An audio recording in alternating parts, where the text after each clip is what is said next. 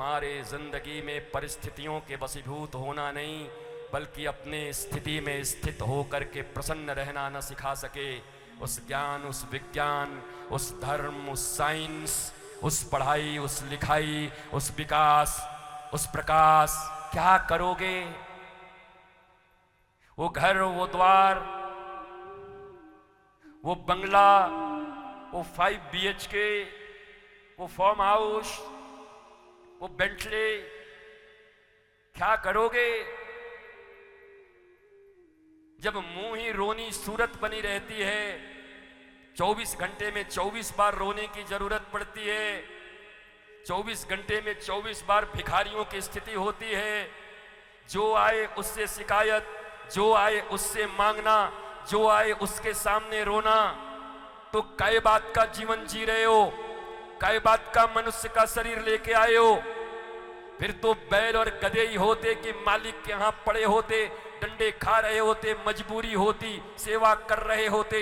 मनुष्य होकर के भी अगर तुम्हारे भीतर में फ्रीडम नहीं आया, अगर तुम अभी भी शाश्वत जीवन नहीं जीते, अगर तुम अभी भी लिबर्टी नहीं महसूस करते, अभी भी सल्वेशन को अचीव नहीं किया, क्या मतलब इस लाइफ का? बोलो, इस जिंदगी का क्या मतलब है?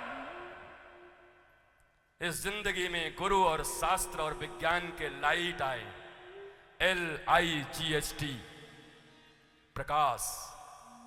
और गुरु, शास्त्र और विज्ञान के लाइट से हमारा जीवन हो जाए LITE, लाइट, हल्का फुल्का, हवा में उड़ता जाए मेरा नीला दुपट्टा मलमल का। ऐसी जिंदगी गमगीन होकर, ऐसी संगीन होकर बैठे। न तुम गमगीन हो, न तुम संगीन हो। कृष्ण की दुनिया में बनाए गए इंसान तुम सबसे हसीन और रंगीन हो। इसलिए रंगीन कपड़ा पहन के आया हूं। कई लोग कहते हैं गुरुजी आप तो रंगीन पहले पहनते थे, बाद में छोड़ दिया। हमने कहा तुम संगीन और गमगीन हो गए, इसलिए हम फिर से रंगीन हो गए। और पहली बात यह है कि ये दुनिया भगवान की है, संस्कृति सनातन की है। ये नीला कब से मायावती और कांसीराम का हो गया? ये हरा कब से पाकिस्तान वालों का हो गया? बोलो। बरहा पीड़म नटवर बपुः कर्णयो कर्णिकारम बिभ्रतवासः कनकपसं वैजयंतीं चमालाम। हमारी वाणी तुम्हारे लिए महत्वपूर्ण है। हम शास्त्र की भाषा बोलते हैं।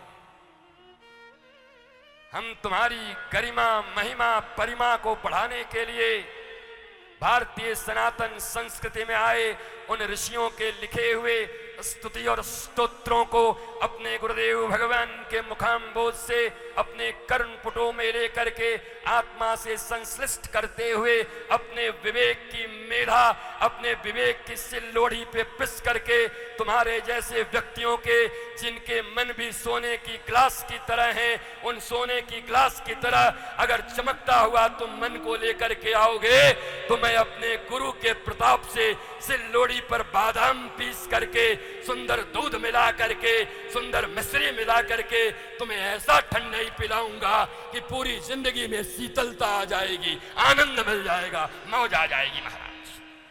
ये होगा। इसलिए संत की वाणी प्रमुख है, संत की भाषा ही प्रमुख है।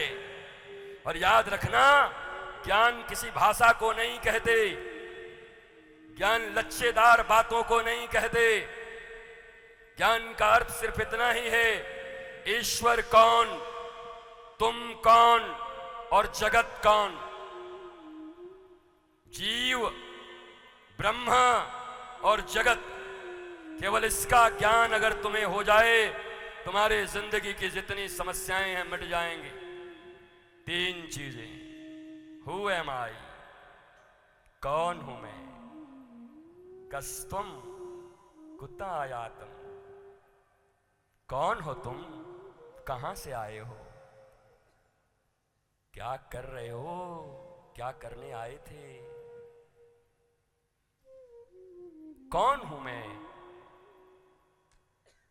कौन है ये जगत, कैसा है ये जगत, क्योंकि यहां रहना नहीं मुझे, ये सराय खाना है, धर्मशाला है, कोई नहीं रहा, हमारे परदादा नहीं रहे, हमारे दादा नहीं रहे, हमारे जनक जन्म देने वाले पिता भी नहीं रहे, मुझे भी नहीं रहना।